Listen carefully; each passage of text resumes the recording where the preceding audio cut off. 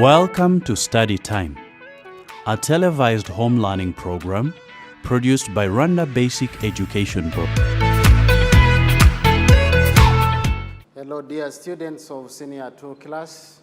This is a chemistry lesson where we're just looking at unit number 10, which is about the properties of organic compounds and uses of alkanes. So this is lesson number 1 of this unit. We'll be only looking at the background of the organic chemistry. And it is very important to note before we start with the organic chemistry, looking at the background, is that chemistry is divided into 3 main branches. So when we talk about the chemistry, you remember from your senior 1 lessons, when we say chemistry, I'm sure you could have looked at this. So you should remember these main branches, where you have inorganic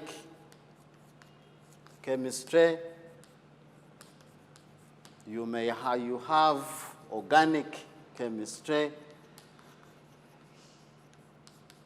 and then you have physical chemistry. You have physical chemistry. So this is the branches. Probably when you go to senior 4 and in advanced level, you will be separating these branches. So in lower classes, we only look at them in general. So this is the beginning. We only be looking at the background. Why organic chemistry? So the term organic was derived, I just want us to move together, was derived from the word organism, which means living body. So living body, something that have life. That is where the word organic was derived. Initially, organic compounds were considered to be derived from animal and vegetable sources. And when we say animal and vegetable sources, that means animal and plant sources. We can just use the same words interchangeably. So animal and plant sources, that means they exist in nature. Those substances exist in nature. They are not made in the factory or in the industry. So that's where the word living body came from. It was observed that organic compounds such as inorganic compounds such as sodium chloride can be prepared directly from their elements in the laboratory. When you take an example of sodium chloride, it can be prepared from its elements. That's an example that we can talk about. You may have sodium chloride. The elements that make sodium chloride is chlorine and sodium. And this one gives sodium chloride. So from their elements, this is very possible. At that time, it was very possible. But organic compounds such as sugar, urea, could not be prepared from their elements. That is at that time when the science of organic had just started. So because those compounds which exist in nature, an example, we have mentioned urea and we have mentioned sugars.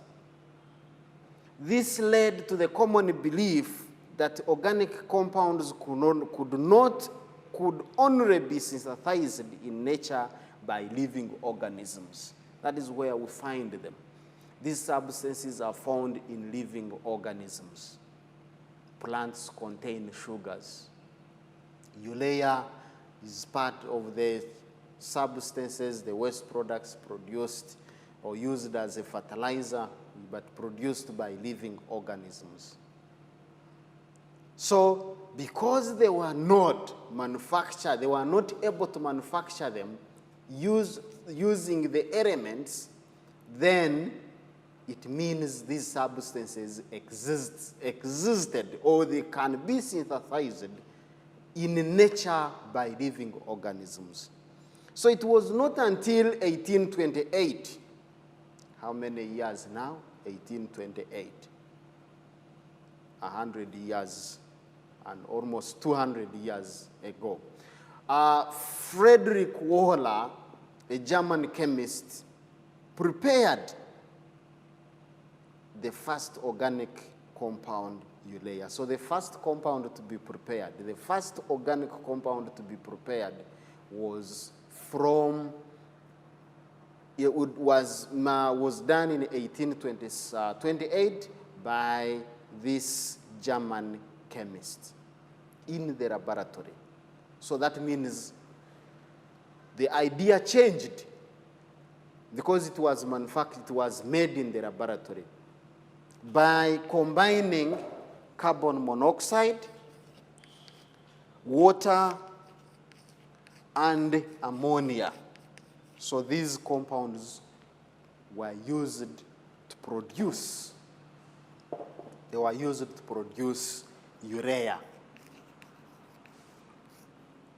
in the laboratory. So meaning if urea was manufactured or was made in the laboratory, it means that some of the substances that were thought to be synthesized by living organisms can also be made artificially, which holds true even up to this moment. This artificial synthesis of urea shook the common belief, and it was discarded. So the common belief that organic substances can only be synthesized by living organisms. That was the belief before this German chemist was able to make urea in the laboratory. Consequently, methane and acetic acid were prepared in the laboratory as well. So methane, that is the common, which is commonly known as natural gas, and acetic acid, which is the main component of vinegar, were all prepared in the laboratory. Meaning that some substances which they thought could only be synthesized by living organisms were able to be made in the laboratory and therefore or in the factory. A large number of things which you use in daily life are organic. I hope you are aware of that. Most of the things that we use in our daily life is organic. Our food, the food materials that we eat is made by plants. So we get them from plant sources or animal sources. Which other source of food? If it is not animal, then it is plant. Those substances are not made. They are not made in the factory. So that's why we call them organic. They are synthesized in nature either by plants or animals. Our clothes, materials such as cotton, silk, wool, nylon, these are made artificially, but they are organic. Because if you talk about the cotton comes from, that is the cotton wool, that comes from the plant. If you talk about the silk, there are some plants. We talk about the wool, we talk about the nylon, all these are organic. They originate from organic substances that exist in nature. The fuels that we use, either for cooking, for running engines of machines in factories, for vehicles, and many others. Talk about the fuel, the petrol, the diesel, the coal, we can talk about the wood, liquefied petroleum gas, that is LPG, and many others. Paper, plastics, leather, all these contain carbon compounds, and they exist in nature. So carbon compounds such as carbohydrates, proteins, amino acids, vitamins, fats, oils, enzymes, all these are organic. And they are made, they are made within our bodies. And these are organic compounds. They are also called carbon compounds, but they play very important roles in our life processes. Carbohydrates, they give us energy, provide us energy to do all the activities. Proteins are able to repair our body tissues. Amino acids are made for, they make proteins as well. The vitamins that gives us the immunity, the fats, the oils, the enzymes that are able to act as catalysts and increase the chemical processes that take place in our bodies. All these are carbon compounds, and they are also said to be organic. So without these carbon compounds, probably life would not be possible. Just imagine no proteins, no vitamins, no fats. So that means you can't survive without those. They are very, very important as far as our life processes are concerned.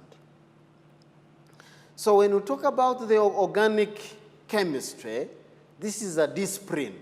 It is an area of chemistry that is concerned with the study of compounds containing carbon chemically combined to hydrogen and some other elements.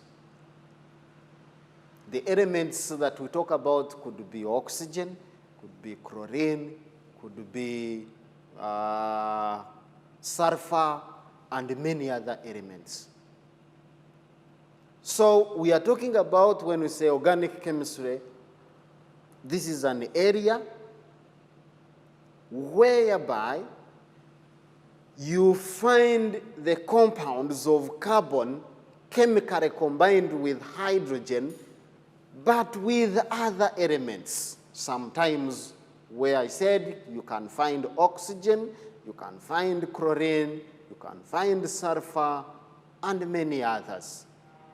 So this organic chemistry only looks at the synthesis, the manufacturing, identification, modeling, and chemical reactions of such compounds. So these three important parts: the synthesis, identification, and modeling, and chemical reactions of such compounds. We are talking about the compounds of carbon. So it only focuses on the structure, properties, and applications of various carbon-containing molecules that make up important biological molecules, such as proteins. So when we talk about the proteins, then we can talk about the structure, talk about properties, and talk about the applications. We talk about enzymes. What is the structure of the enzymes? And what will be the properties of these enzymes? Depend on the structure. If you talk about the lipids, then you look at the structure, the properties, and then the application. Nucleic acids that make the DNA and the vitamins, you are only emphasizing the structure, the properties, and the applications. Those three important properties. So if you talk about the organic chemistry, those are the three properties that you'll only be looking at, that the main emphasis is put on.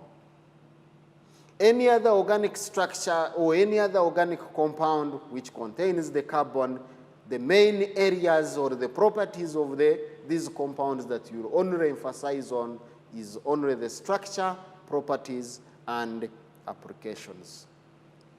So a number of organic compounds such as cotton, wool, natural petroleum, they are found in nature. That is, we have mentioned already that. And some of them, as we said earlier, they can be made artificially, so they are man-made. They are man-made. You can also look at the industries have been able to synthesize many organic compounds. When we talk about the plastics are organic in nature, but they can be synthesized. We talk about the photographic films. These are organic in nature, but can be synthesized or can be made in the industry. You talk about synthetic fabrics, that is the textile, or the clothes, the nylon, the rayon, and so on. These are organic in nature, but can be synthesized. And pharmaceutical drugs, they are made through using these organic compounds. So it is a very wide range of the applications that these organic compounds play a bigger part. Now we need to look at the differences between inorganic and the organic chemistry. How do they differ? When we say organic and inorganic, what is the difference between the two? Organic compounds usually contain carbon, hydrogen, and oxygen. Not only these elements alone. I have mentioned even chlorine, I've mentioned even sulfur, I've mentioned even nitrogen. So, but mainly, they are carbon, hydrogen, and oxygen. And they always contain the carbon-hydrogen bonds. The carbon-hydrogen, that is the bond that joins the carbon, joins carbon and hydrogen. All those compounds are said to be organic. Whereas the inorganic compounds contain all the known elements.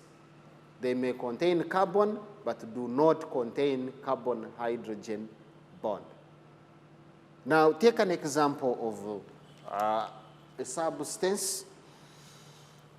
Now, when we talk about methane, this is an example. The formula for methane, it is CH4. That's how we write the methane structure. So we can just write it in this form as well. Now, when you look at the carbon here, the carbon is joined to the hydrogen. That is what we call the carbon-hydrogen bond. And this one is, we said this mainly, they are either organic. And we said they can also contain oxygen. If they contain oxygen, an example that I can use, which is common, is ethanol, which is an alcohol. So this alcohol is C2H5OH. So meaning that if we write the structure here, we have two carbon atoms, OH, hydrogen. This is hydrogen, hydrogen, hydrogen, and hydrogen. So this ethanol also contains carbon, hydrogen, and even carbon and oxygen. So it's not necessarily or that it has to be carbon and hydrogen. This one can also be organic. Now, they may contain carbon, but do not contain carbon-hydrogen bonds. An example is carbon dioxide. Now, look at the carbon dioxide. Now, when you have carbon dioxide, which is CO2, this one doesn't contain any hydrogen. So this is the structure of the carbon dioxide. It is written like this. It does not contain the carbon hydrogen that we are talking about, but it contains the carbon. So this one becomes inorganic. Becomes inorganic. Whereas these ones here are organic. That is the difference that we are talking about. The second difference that we can mention about the organic and inorganic, the organic compounds are mainly found in most of the living things. Most of the living things. Whereas inorganic compounds are found in non-living things. For example, if we are talking about the living things, some examples of these compounds that are found in the living things, you'll find there carbohydrates. Carbohydrates. You can find there fats. You can find there proteins. And you can find there even maybe vitamins. Vitamins, enzymes, etc. Mainly they will contain. Whereas there are some other, the inorganic compounds, for example, if we say silicon dioxide. Silicon dioxide is written like this, the major component of sand. Sand is the soil. It is silicon dioxide. This one doesn't necessarily have to be in living things. It is non-living.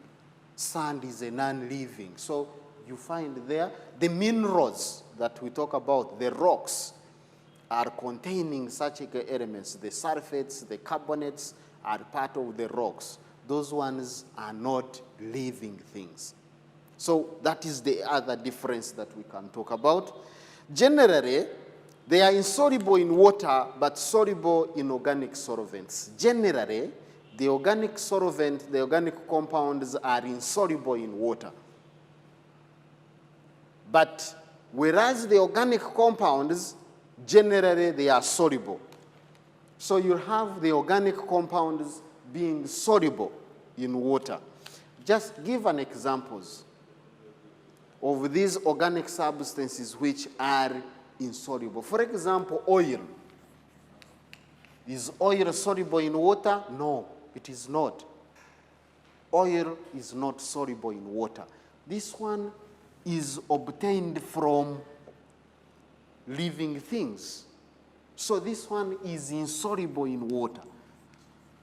Insoluble in water. So that makes it inorganic.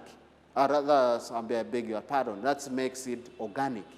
But it is soluble, this one is soluble in other organic substances.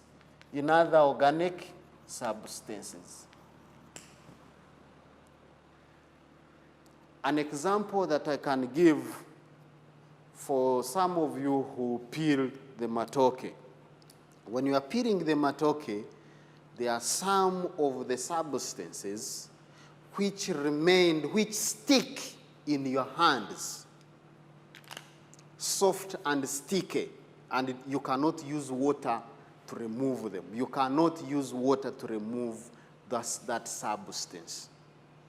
What do? You need an organic substance. Organic substances dissolves other organic substances. So you need like little paraffin or petrol. You can also use petroleum jelly. It can also do the same. Because it is organic. Organic dissolves organic. Water is inorganic, so it cannot dissolve organic. They are highly flammable. Those are the organic, highly flammable. The gas that we use in the lab here for heating, this is the Bunsen burner, and usually we use this one for heating in the lab. So this one, the gas that comes here, catches fire. So why this gas? Because this gas is organic. We are not using carbon dioxide. We are not using nitrogen. But we are using the gas here, which is main component of the alkanes. We are going to talk about them probably in the next lesson and their uses. We are talking about organic compounds and uses of the alkanes. One of the uses of the alkanes that we'll talk about is they are used as fuels. They catch fire. Another use, most of the aqueous solutions,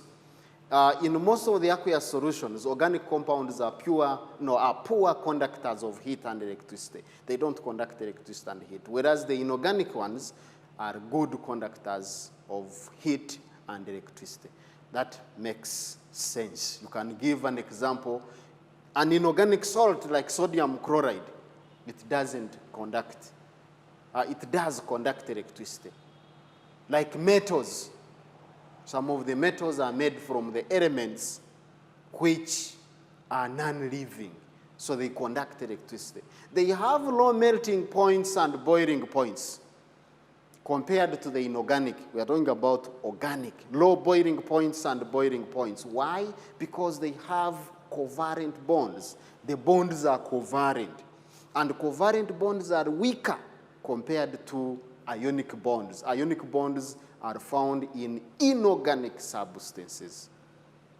So that is very important also to note. Where do we find them? These organic substances are found in crude oil, and they mainly occur as alkanes. Crude oil, that is crude petroleum. This crude petroleum contains a number of alkanes. So these alkanes are referred to as hydrocarbons, and they are grouped in homologous series. So we'll look at the homologous series, the characteristics, members of this group.